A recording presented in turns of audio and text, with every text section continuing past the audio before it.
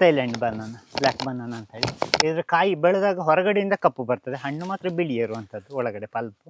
ಇದು ಇಡೀ ನಮ್ಮ ಭಾರತದಲ್ಲಿ ಫಸ್ಟ್ ಟೈಮ್ ಬೆಳೆದಿರುವಂಥದ್ದು. ಇದು ಅಕಾಯಿ ಬೆರ್ರಿ ಅಂತ ಹೇಳಿ ಕರೀತಾರೆ ನೋಡಿ, ಹಣ್ಣು ಅಲ್ಲಿ ಕಾಣಿಸ್ತಾ ಉಂಟಲ್ಲ ನಿಮಗೆ, ಅದು ಕಪ್ಪು ಕಪ್ಪದ್ದು ಖರ್ಜೂರದ ಹಾಗೆ ಇರ್ತದೆ.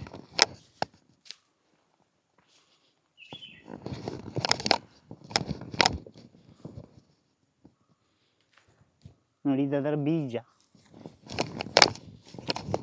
ಹಣ್ಣಿನ ಬೀಜ ಈ ಥರ ಬರುವಂಥದ್ದು. ಒಣಗಿದ್ದಿದ್ದು ಹಣ್ಣಾದರೆ ಸ್ವಲ್ಪ ದಪ್ಪ ಇರ್ತದೆ. ಈ ಹಣ್ಣಿನ ಈ ಪಲ್ಪ್ ಉಂಟಲ್ಲ, ಈ ಹೊರಗಡೆಯ ಪಲ್ಪ್, ಇದನ್ನು ಸ್ಕ್ರಬ್ ಮಾಡಿ ಈ ಥರ ನೇರಳೆ ಬಣ್ಣ ಬರ್ತದೆ. ಇದರ ಪೌಡ್ರಿಗೆ 100 ಗ್ರಾಮ್ಸಿಗೆ 300 ರೂಪಾಯಿ ಮೇಲೆ, ಅಂದರೆ ಕೆ ಜಿಗೆ 3000 ರೂಪಾಯಿಗೆ. ಹತ್ರ ಮೇಯ್ನ್ ಇದು ಹೋಗುವಂಥದ್ದು ಅಕಾಯಿ ಬೆರಿದ್ದು ಸಿರಪ್, ಟಾನಿಕ್ಗೆಲ್ಲ ಹೋಗ್ತದೆ. ಈ ರಕ್ತವರ್ಧಕ ಜೊತೆಗೆ ಈ ಬ್ಲಡ್ಡಿನ ಪ್ಲೇಟ್ಲೆಟ್ ಇನ್ಕ್ರೀಸ್ ಮಾಡಲಿಕ್ಕೆಲ್ಲ ಮೆಡಿಸಿನ್ ಆಗಿ ಹೋಗುವಂಥದ್ದು ಜಾಸ್ತಿ ಇದೆ ಹಣ್ಣು.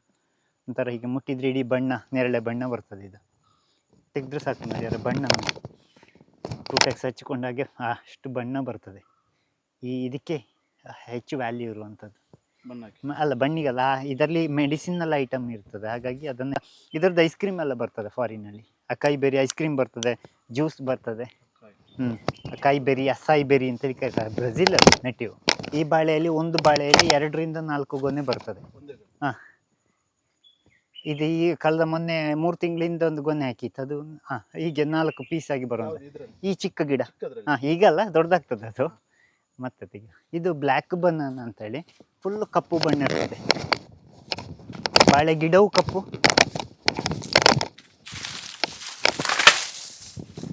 ಥೈಲ್ಯಾಂಡ್ ಬನಾನಾ, ಬ್ಲ್ಯಾಕ್ ಬನಾನಾ ಅಂತ ಹೇಳಿ. ಇದರ ಕಾಯಿ ಬೆಳೆದಾಗ ಹೊರಗಡೆಯಿಂದ ಕಪ್ಪು ಬರ್ತದೆ, ಹಣ್ಣು ಮಾತ್ರ ಬಿಳಿ ಇರುವಂಥದ್ದು, ಒಳಗಡೆ ಪಲ್ಪು. ತುಂಬ ಹೆಚ್ಚು ವೆರೈಟೀಸ್ ಸಿಗ್ತದೆ ನಮಗೆ ಅಲ್ಲಿ ಹೋದರೆ. ಬೇರೆ ಬೇರೆ ಅಂದರೆ ಅವರು ಈ ಟೂರಿಸಮನ್ನೇ ನಂಬಿಕೊಂಡಿರುವ ಕಾರಣ ಟೂರಿಸ್ಟ್ಗಳೆಲ್ಲ ಈ ಟೈಮಲ್ಲೆಲ್ಲ ಹೋದರೆ ತುಂಬ ನಮಗಿಂತಲೂ ಜಾಸ್ತಿ ಸೆಕೆ ಇರ್ತದೆ ಅಲ್ಲಿ. ಯಾವಾಗ ಹೆಚ್ಚು ಹಣ್ಣಿಗೆ ಹೆಚ್ಚು ಲೈಕ್ ಮಾಡ್ತಾರೆ, ಹಾಗಾಗಿ ಹೆಚ್ಚು ಹಣ್ಣಿನ ಬೆಳೆಯುವಂಥ ದೇಶ ಅಂತಂದರೆ ಥೈಲ್ಯಾಂಡ್. ಇದು ಇಡೀ ನಮ್ಮ ಭಾರತದಲ್ಲಿ ಫಸ್ಟ್ ಟೈಮ್ ಬೆಳೆದಿರುವಂಥದ್ದು ಮುಂಗಿ ಬನಾನಾ ಅಂತ ಹೇಳಿ. ಭಾರತದಲ್ಲೇ ಫಸ್ಟ್ ಮುಂಗಿ ಬನಾನಾ ಅಂತ ಹೇಳಿ. 4 ಅಡಿ ಎತ್ತರ ಬರೋದು ಇದು, ಇದಕ್ಕಿಂತ ಎತ್ತರ ಬರೋದಿಲ್ಲ. ಒಂದು ಗೊನೆ ಅಂದರೆ ಒಂದು 15 kg ಆವ್ರೇಜ್ ಆ ಸೈಜ್ ಬರ್ತದೆ. ಇದು ಜಪಾನಿನ D&D ಅಂತ ಹೇಳುವಂಥ ಒಂದು ಕಂಪನಿ ಅಲ್ಲಿನ ರೈತರಿಗೆಗೋಸ್ಕರ ಅಭಿವೃದ್ಧಿ ಮಾಡಿದ ವೆರೈಟಿ ಇದು. ಇದರ ವಿಶೇಷತೆ ಅಂದರೆ ಸಿಪ್ಪೆ ತೆಗಿಲಿಕ್ಕಿಲ್ಲ, ಸಿಪ್ಪೆ ಸಹಿತ ಹಾಗೆ ನಾವು ಇದು ಕಾರ್ನೆಟೋ ತಿಂದ ಹಾಗೆ ಕಚ್ಚಿಕೊಂಡು ಹೊರಗಡೆ ಬಿಸ್ಕೆಟ್ ಅಂತ ತಿಂತೀವಲ್ಲ, ಅದೇ ಥರ ಇದನ್ನು ತಿನ್ನಲಿಕ್ಕಿರುವಂಥದ್ದು. ತುಂಬ ಎಕ್ಸ್ಪೆನ್ಸಿವ್ ಬಾಳೆ ಜಪಾನಿಂದ ಇದು. ಇದು ತೈವಾನೀಸ್ ಜೈಂಟ್ ಅಂತೇಳಿ ವಾಟರ್ ಆ್ಯಪಲಲ್ಲಿ. ಇನ್ನೆಲ್ಲ ಈಗ ವಾಟರ್ ಆ್ಯಪಲ್ನ ರಾ ಬರ್ತಾ ಉಂಟು ನಿಮಗೆಲ್ಲ. ವಾಟರ್ ಆ್ಯಪಲ್ಗಳು ಬೇರೆ ಬೇರೆ ನೋಡಿ, ಮಿಡಿ ಉಂಟು ಅಷ್ಟೇ. ಸುಮಾರು 4 ಹಣ್ಣಿಗೆ 1 kg ಬರುವಂಥದ್ದು, 1/4 kg ತೂಕ ಬರುವಂಥದ್ದು ತೈವಾನಿನ ವೆರೈಟಿ ಇದು. ಇನ್ನೂ ಹಣ್ಣಾಗಲಿಲ್ಲ. ಇಲ್ಲಿ ನೋಡಿ, ಚಾಕ್ಲೇಟ್ ಥರ ಕಲರ್ ಬರ್ತದೆ, ಸರಿಯಾಗಿ ಹಣ್ಣಾದಾಗ ಫುಲ್ ಚಾಕ್ಲೇಟ್ ಕಲರ್ ಬರ್ತದೆ. ಇದು ಬ್ಲ್ಯಾಕಿಶ್ ಕಲರ್ ಬರಬೇಕಿದು ಹಣ್ಣಾದಾಗ. ಇದು ಒಳ್ಳೆ ವೆರೈಟೀಸ್, ಇದೆಲ್ಲ ಹೈಬ್ರಿಡ್ ವೆರೈಟೀಸ್ಗಳು, ತೈವಾನಿನ ವೆರೈಟಿಗಳು ಆ್ಯಕ್ಚುಲ. ಒಳಗಡೆ ಕೂಡ ಇದು ಫುಲ್ ಇಲ್ಲಿ ರೆಡ್ ಆಗ್ತದೆ ಹಣ್ಣಾದಾಗ.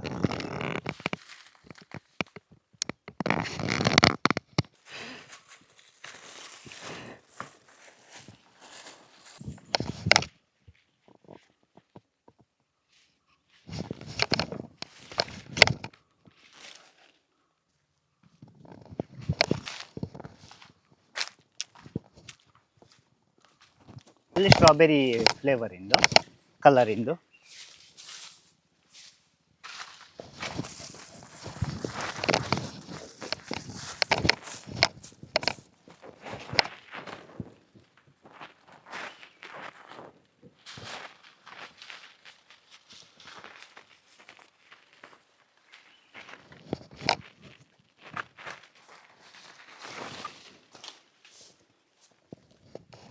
ತುಂಬ ಟೇಸ್ಟ್ ಇರುವಂಥ ಹಣ್ಣುಗಳಿದು.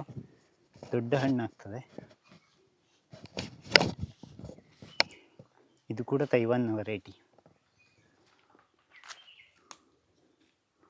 ಫ್ರೂಟ್ ಫ್ಲೈ ಸ್ವಲ್ಪ ಅಟ್ಯಾಕ್ ಆಗಿದೆ.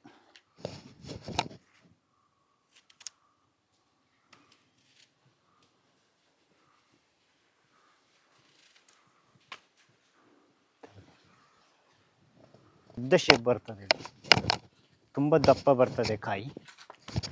ಸಾಧಾರಣ 1/2 kg ಮೇಲೆ ಬರುವಂಥ ವೆರೈಟಿ ಇದು. ಇಲ್ಲಿ ನೋಡಿ ಎಲ್ಲ ಉದ್ದ ಉದ್ದ ಶೇಪ್ ಇದೆ.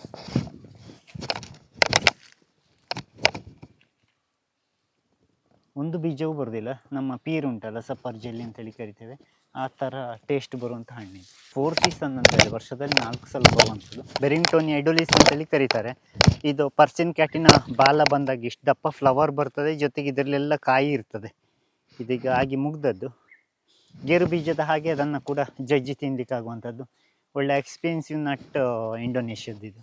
ಇದು ಲೆಪಿಸಂಥಸ್ ಮೊಯಿನಾ ಅಂತೇಳಿ ಈ ಥರದ್ದು ಲೆಪಿಸಂಥಸ್ ಸ್ಪೀಸೀಸ್ ಇಂದ. ಇದರಲ್ಲಿ ಬೇರೆ ಬೇರೆ ಹಣ್ಣು ಉಂಟು. ಚಮಲಿಯಾಂಗ, ಲೆಪಿಸಾನ್ಸಸ್, ರುಬಿಗ್ನೋಸ, ಲೆಪಿಸಾಂಥಸ್ ರೆಟಿಕ್ಯುಲಾಟ, ಹೀಗೆ ಬೇರೆ ಬೇರೆ ಸ್ಪೀಸೀಸ್ ಉಂಟು. ಇದು ಇಂಡೋನೇಷ್ಯಾದ ಫ್ಲವರ್ ಬರ್ತದಷ್ಟೇ, ಈಗ ಸಣ್ಣ ಮೀಡಿ ಆಗ್ತಾ ಉಂಟು ಅಷ್ಟೇ. ಇಲ್ಲಿ ನೋಡಿ ದ್ರಾಕ್ಷಿ ಹಾಗೆ, ಇದು ಮೇಲ್ಮುಖವಾಗಿ ಗೊಂಚಲು ಬರುವಂಥದ್ದು. ಆರ್ಮೆಂಟಲ್ ವಿತ್ ಎಡಿಬಲ್ ಫ್ರೂಟ್. ಇದು ಅರಜಾಬಾಯಿ ಅಂತ ಹೇಳಿ ಆ ಹಣ್ಣು ತುಂಬ ಹುಳಿ ಇರ್ತದೆ, ಪೈನಾಪಲ್ನ ಟೇಸ್ಟ್ ಇರ್ತದೆ, ಜಸ್ಟ್ ಕಲರ್ ಚೇಂಜ್ ಆಗಿದ್ದಷ್ಟು ದೊಡ್ಡದಾಗ್ತದೆ ಅದು ಹಣ್ಣಾದಾಗ. ಜ್ಯೂಸಿಗಾಗಿ ಯೂಸ್ ಮಾಡುವಂಥದ್ದು. ಒಂದು ಹಣ್ಣಿನಿಂದ ಒಂದು 15-20 ಲೋಟ ಜ್ಯೂಸ್ ಮಾಡ್ಬೋದು. ಒಳ್ಳೆ ಫ್ಯಾಷನ್ ಫ್ರೂಟ್ ಮತ್ತು ಪೈನಾಪಲ್ನ ಟೇಸ್ಟನ್ನು ಹೊಂದ್ಕೊಂಡಿರ್ತದೆ ಅಂತ ಹೇಳಿ ಕರೀತಾರೆ. ಫ್ಲಕೋರ್ಷಿಯಾ ಕುಟುಂಬದ್ದು. ನಮ್ಮಲ್ಲಿ ಕಲ್ಸಂಪಿಗೆ ಹಣ್ಣು ಅಂತೇಳಿ ಕರಿತೇವಲ್ಲ, ಅದೇ ಕುಟುಂಬದ ಹಣ್ಣು. ಎಲ್ಲ ಮಿಡಿ ಉಂಟಷ್ಟೇ, ಈಗ ಜಸ್ಟ್ ಚಿಕ್ಕ ಚಿಕ್ಕ ಮಿಡಿ ಕಾಣಿಸ್ತಾ ಉಂಟಷ್ಟೇ ನೋಡಿದ್ದು. ಇದು ಸ್ವಲ್ಪ ದೊಡ್ಡದಾದ ಮಿಡಿ.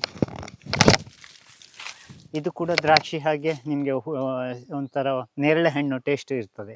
ನಮ್ಮ ಬ್ಲ್ಯಾಕ್ ಜಾಮೂನ್ ಬರ್ತದಲ್ಲ, ಆ ಥರ ಬರುವಂಥದ್ದು.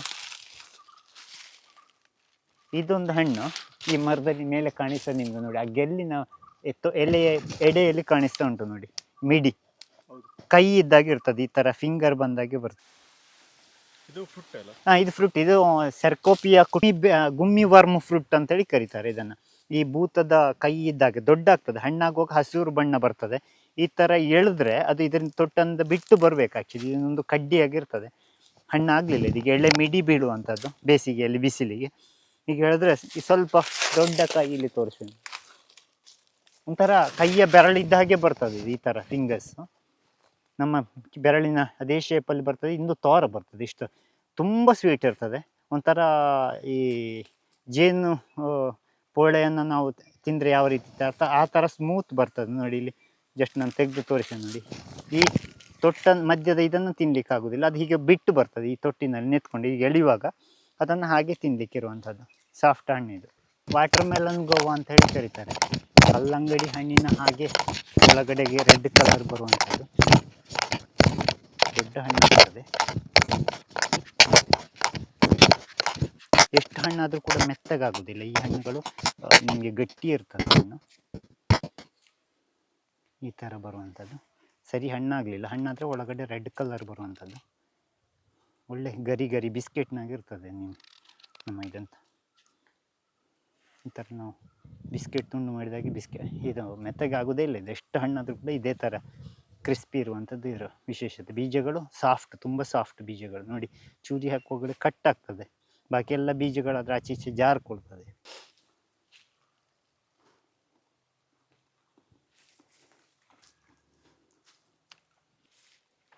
ಇದೊಂದು ಬ್ರೆಜಿಲ್ನ ಪೇರಳೆ, ಚಿಕ್ಕ ಚಿಕ್ಕ ಅತ್ಯಂತ ಚಿಕ್ಕ ಪೇರಳೆ. ಒಂದೆಷ್ಟು ಅಂದರೆ ನೆಲ್ಲಿಕಾಯಿ ಅಷ್ಟೇ ಚಿಕ್ಕ, ಊರಿನ ನೆಲ್ಲಿಕಾಯಿ, ಲೋಕಲ್ ನೆಲ್ಲಿಕಾಯಿ ಇರ್ತದಲ್ಲ ಅಷ್ಟೇ ದಪ್ಪ ಬರುವಂಥದ್ದು ನೋಡಿ. ಮಿಡಿ ಉಂಟಷ್ಟೇ. ಈಗ ಪೆಸಿಡಿಯಮ್ ಸೆರೆಟೋನಿಯಮ್ ಅಂತೇಳಿ ಇದರ ಹೆಸರು. ತುಂಬ ದೊಡ್ಡದಾಗೋದಿಲ್ಲ, ಗಿಡ ಕೂಡ ಚಿಕ್ಕದು, ಅವಾಗ ಹಣ್ಣು ಬರ್ತಾ ಇರ್ತದೆ. ಇದು ಫ್ಲೈಯಿಂಗ್ ಸಾಸರ್ ಗೋವಾ ಅಂತೇಳಿ ಕರೀತಾರೆ. ನಮ್ಮ ಫ್ಲೈಯಿಂಗ್ ಸಾಸರ್ ಅಂತೇಳಿ ಕರೀತಾರೆ. ಅಥವಾ ಇಡ್ಲಿ ಉಂಟಲ್ಲ, ಇಡ್ಲಿ ಹಾಗೆ ಚಪ್ಪಟೆ ಬರುವಂಥದ್ದು ನೋಡಿ. ಇಲ್ಲಿ ಕಾಯಿ ಇನ್ನು ಕಟ್ಟಬೇಕಷ್ಟೆ. ಇದು ಮೊಗ್ಗು, ಇದು ಕಾಯಿ ಬರ್ತಾ ಇರುವಂಥದ್ದು. ಚಪ್ಪಟೆ ಆಗಿರುವಂಥ ಬ್ರೆಜಿಲ್ನ ಪೇರಳೆ. ನೋಡಲಿಕ್ಕೆ ಎಲೆಯ ಒಂಥರ ಡಿಫ್ರೆನ್ಸ್ ಆಗಿರ್ತದೆ, ಈ ಥರ ಜಿಗ್ಜ್ಯಾಗ್ ಆಗಿರುವಂಥದ್ದು ಎಲೆಗಳು. ಇದು ಒಂದು ಬೆರ್ರಿ, ರೋಸ್ ಮಿಟೆಲ್ ಅಂತೇಳಿ ಕರೀತಾರೆ. ಹಣ್ಣಾದಾಗ ಪರ್ಪಲ್, ನಮ್ಮ ನೇರಳೆ ಹಣ್ಣಿನ ಬಣ್ಣ ಬರಬೇಕು ಇದಕ್ಕೆ, ಸರಿಯಾಗಿ ಟೇಸ್ಟ್ ನೋಡಬೇಕಿದೆ. ತುಂಬ ಕಾಯಿ ಬರ್ತದೆ. ಇದು ಪಾಟಲ್ಲಿ ಕೂಡ ಬೆಳಿಬೋದು. ಹೂ ಕೂಡ ತುಂಬ ನೋಡಲಿಕ್ಕೆ ಚೆಂದಾಗಿರುವಂಥದ್ದು ನೋಡಿ. ಇಲ್ಲಿ ಫ್ಲವರು, ಹೂ ತುಂಬ ಚೆಂದ ಕಾಣಿಸ್ತದೆ. ಹೂ ಅರಳಿದಾಗ ಬೆಳಗಿನ ಹೊತ್ತು ಅರಳ್ತದೆ, ಈಗ ಅರಳ್ಕೊಂಡಿಲ್ಲ, ಜಸ್ಟ್ ಮುಚ್ಚುತ್ತಾ ಇದೆ. ತುಂಬ ಕೆಂಪಾದ ಹಣ್ಣು, ಒಳಗಡೆ ನಾನು ತೋರಿಸ್ತೇನೆ. ಬೆರ್ರಿಗಳು ಅಂತ ಹೇಳಿದ್ರೆ ತುಂಬ ದೊಡ್ಡದು ಅಂತೇಳಿ ಬರೋದಿಲ್ಲ, ಒಳ್ಳೆ ಬ್ಲಡ್ ರೆಡ್ ಸಾಫ್ಟ್ ಆಗಿರುವಂಥ ಹಣ್ಣಿದು. ಬೀಜ ಮತ್ತು ಚಿಕ್ಕ ಬೀಜ ಇರ್ತದೆ, ಬೀಜ ಸಹಿತ ಹಣ್ಣನ್ನು ಹಾಗೆ ತಿನ್ಬೋದು.